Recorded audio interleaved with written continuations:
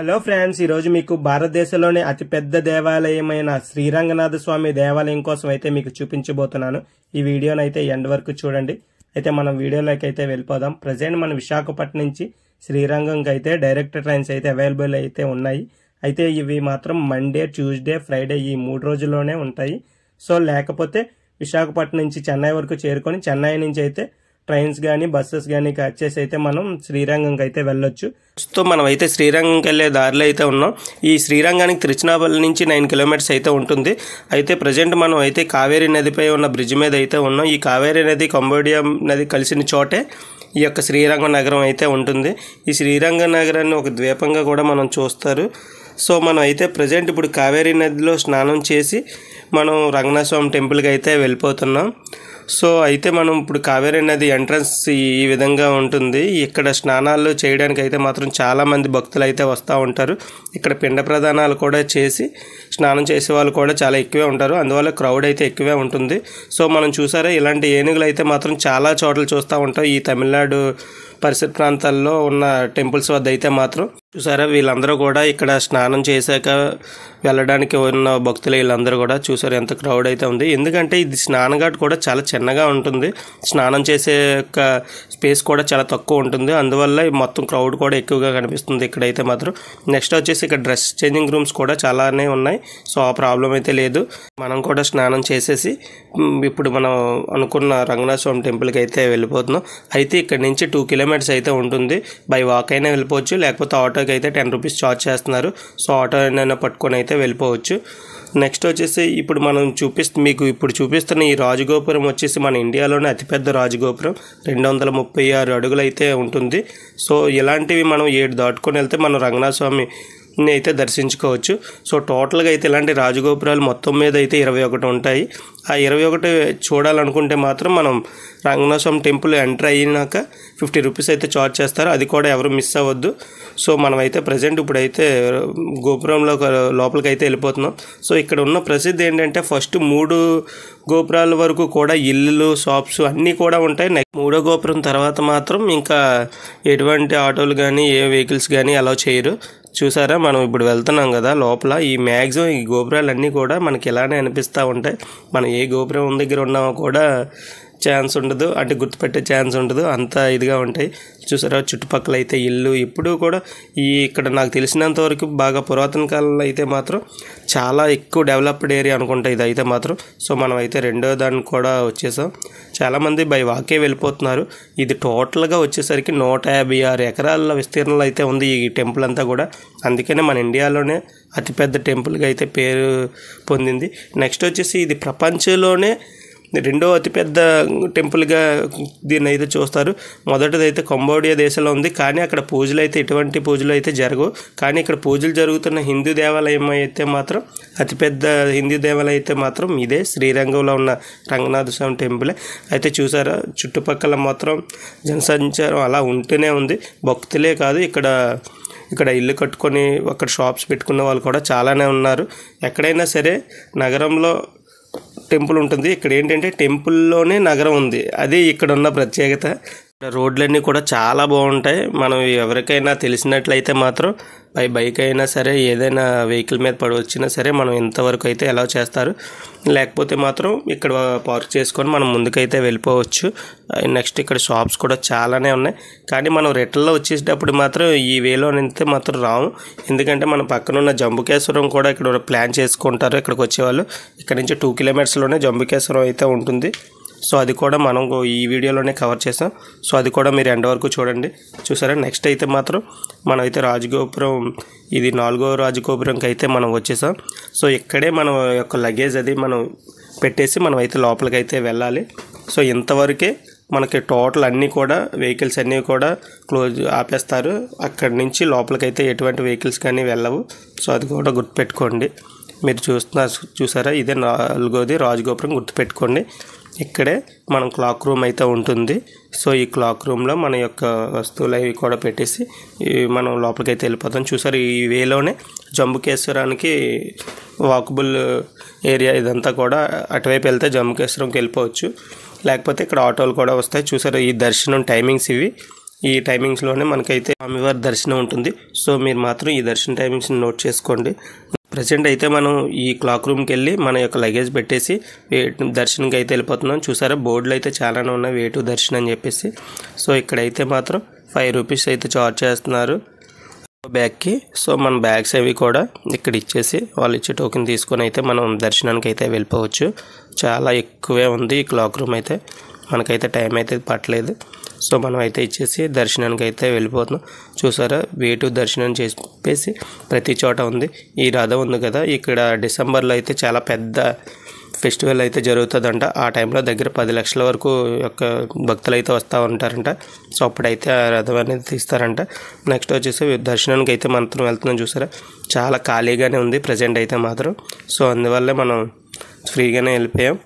ఇక్కడ ఏంటంటే 200 rupees tickets కూడా ఉంటాయి లోపల, లేకపోతే ఫ్రీ దర్శనం కూడా ఉంటుంది.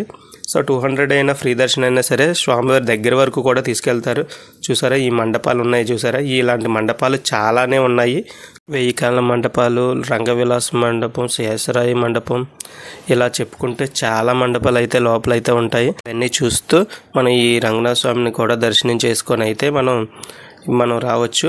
అయితే ఈ లోపల అయితే మాత్రం 53 గుళ్ళు అయితే ఉన్నాయి రంగనాథ స్వామి టెంపుల్తో పాటు. సో అవి కూడా మనం దర్శనం చేసుకోవచ్చు. ఇక్కడికి వచ్చేవారు మాత్రం ఒక 2 డేస్ ఉండాలి అనే టైం అయితే మాత్రం సెపరేట్గా పెట్టుకొని అయితేనే రండి.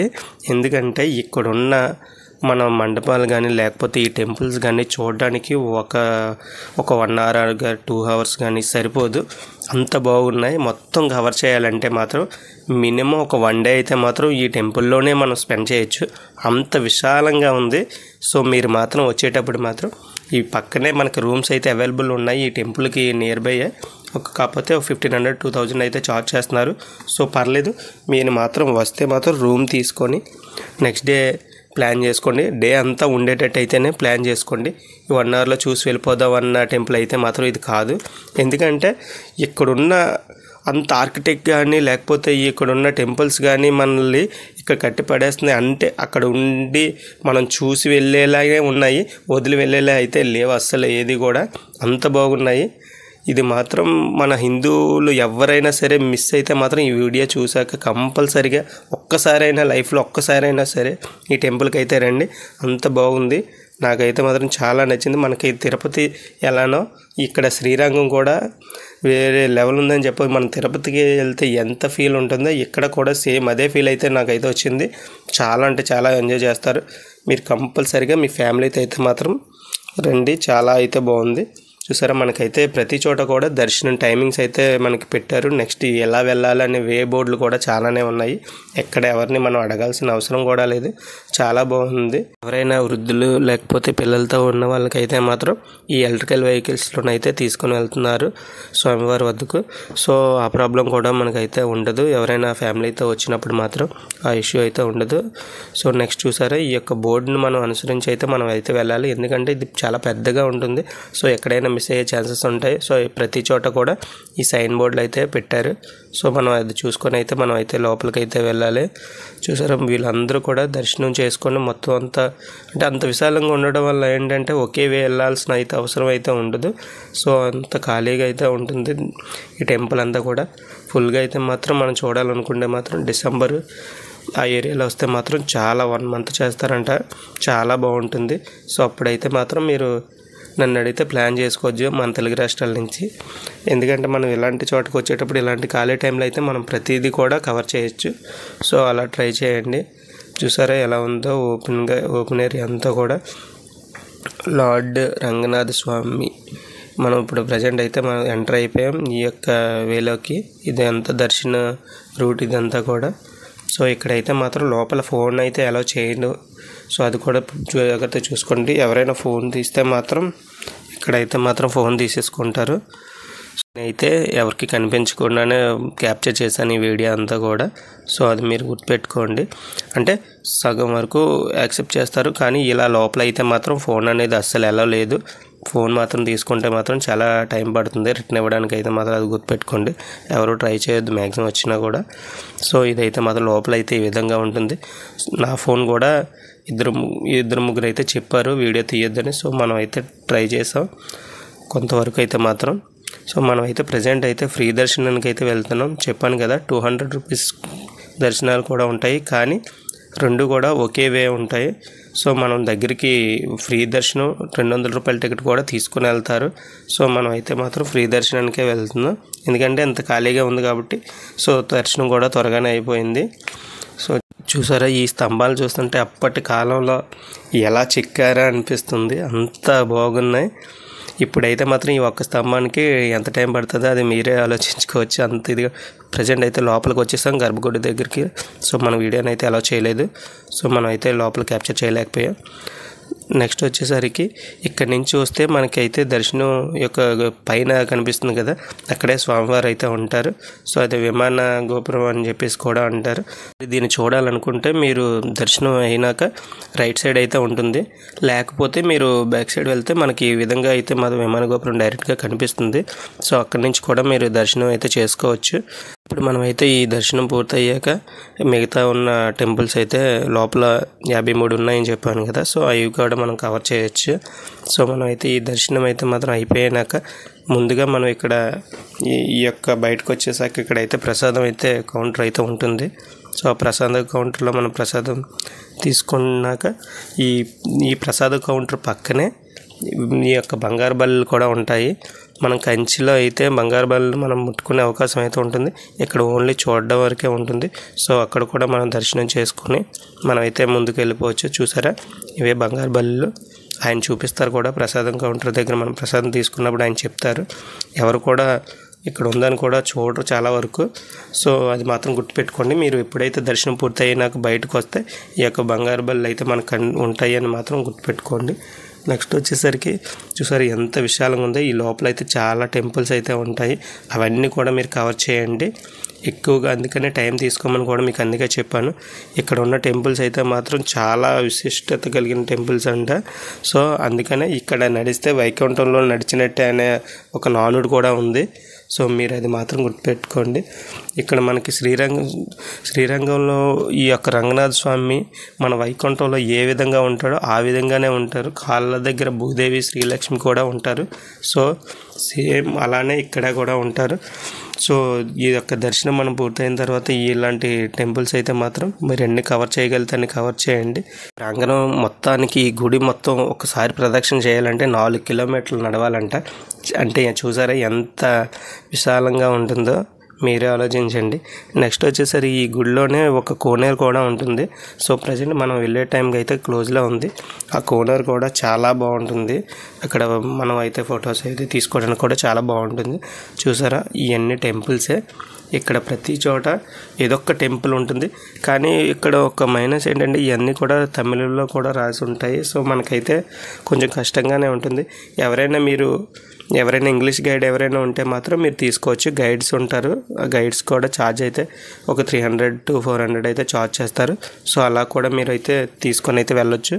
మనం అయితే టైం లేకపోవడం వల్ల కొంతవరకే చూపించడానికి అయితే జరిగింది, గైడ్ని కూడా తీసుకోలేదు. సో మనమైతే ఈ యొక్క దర్శనాలు అయితే చాలా వరకు కంప్లీట్ చేస్తాం ఇక్కడ ఉన్న టెంపుల్స్ అన్నీ కూడా. నెక్స్ట్ వచ్చేసరికి ఇక్కడే మనకి 50 రూపీస్ టికెట్ అయితే ఇస్తారు.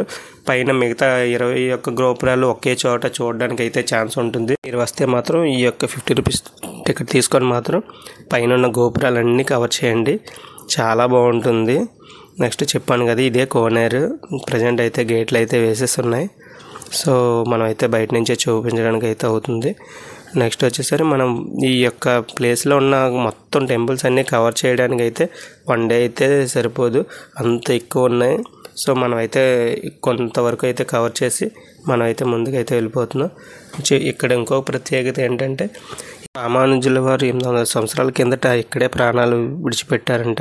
అప్పటి నుంచి ఆ శరీరాన్ని అయితే చాలా భద్రంగా ఇక్కడ ఈ ఆలయంలో ఉన్న సన్నిధిలోనే ఉంచారు. అది కూడా మనం చూడొచ్చు, కానీ వీడియో అయితే చేయడానికి అయితే కుదరదు. సో నెక్స్ట్ వచ్చేసి మీకు కనిపిస్తుంది కదా, ఈ యొక్క రాజగోపురం ఒక్కటే కలర్స్ అవి వేయకుండా ఉంటుంది. దీనికి చాలా చరిత్ర అయితే ఉంది. ఆ చరిత్ర చెప్పాలంటే మనకి ఈ వీడియో కూడా సరిపోదు. ఎవరికైనా కావాలంటే నాకు కామెంట్ చేయండి, మీకు సెపరేట్గా నేనైతే మొత్తం దీని యొక్క చరిత్ర అయితే మీకు పెడతాను.